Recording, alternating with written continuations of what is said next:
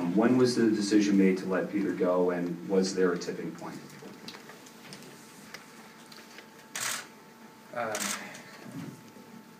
This was a process that was iterative, and we had an ongoing dialogue.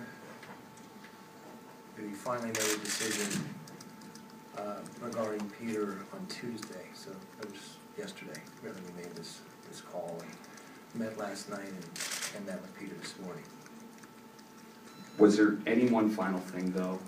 You said it was a process that was going on, but was there one thing that said, okay, that's enough, time to move on? I'd rather stick to general terms and say that, as I mentioned, it was a process of dialogue. Many parties, including Cam and myself. So when we realized this is what we believe to be the best interest of the club, we move forward. DJBNWEI.com. This is for either of you.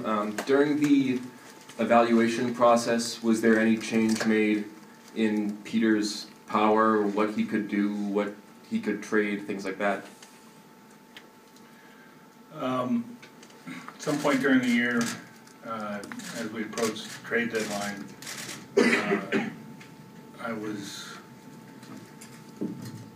I had a conversation with Peter to make sure that we were protecting as many assets as we could.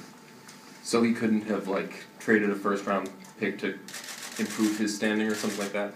Well, I believe me, Peter was very professional, and he was going to do everything he could to help improve our club during the season. It was more about, for me, trading assets for rentals, which he understood. Cam, to your left, Tom Lyden, Fox 25 back here. A question about Claude. It was announced in your release that there would be no changes to the coaching staff. Is that for the 15-16 season? Has that decision been made? It hasn't fully been made. I mean, we met with Claude this morning, Charlie and I, and we told him that we really believe that once we go through the exhaustive search to find the next general manager, that we will leave it up to that GM to decide what he wants to do with our coaching staff. And that's, Claude certainly understood that, but that's where we left it. Steve Buckley, Boston Herald. Charlie, just to boil it down to its bare assessments, why was he fired? Steve, it was really about how do we improve our club moving forward, and it's a task, and frankly an audit that we take every year after the season is over. The season happened to end a lot earlier than many for us, and we've been very fortunate in that regard. I think Peter had a very good tenure here, and you think about the stretch of playoff, one trip to the playoffs and 2 success in the playoffs that he's had. But it became time for, we believe, to separate and move forward. If I may, you could have won the Stanley Cup, and you did in 2011, and I presume after that season, you would have been looking to improve the club, as you said. So, can you be more specific about what he did or didn't do this particular season that warranted this change? Out of respect for Peter, I'd rather not get into the mire of sort of day-to-day transactions or any things that we may or may not have agreed with, other than to say we felt this was best. But out of respect for your fans, can you just fine-tune it just a bit? Cam, will you help me with this one? Yeah. Steve, it's really, there's a number of things that happen throughout the course of the year and throughout the course of the tenure that I think myself and Charlie and ownership would probably evaluate. I don't want to get into specifics. I don't think it's fair. I can appreciate the fact that our fans would like to probably get us to be a little bit more specific as to why, but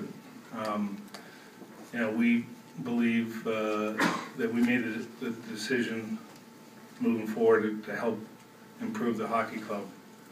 I don't want to take away anything that Peter accomplished here. I mean, he's going to go down in the history of, the GM has brought the Stanley Cup to Boston first time in 39 years, so that says a lot about his abilities as general manager. But, we just felt, and it's not just this particular year, not making the playoffs, we just felt moving forward, it was the best thing for us to do. It was not an easy decision to come to. A lot of conversations about it, but we felt it was the best thing to do, moving forward. Emily Benjamin, Boston Globe. A week ago, this team was still in position to make the playoffs. If the team had made the playoffs, would this still have happened? Well, it's a good question, but we are where we are, so it's hard to answer that.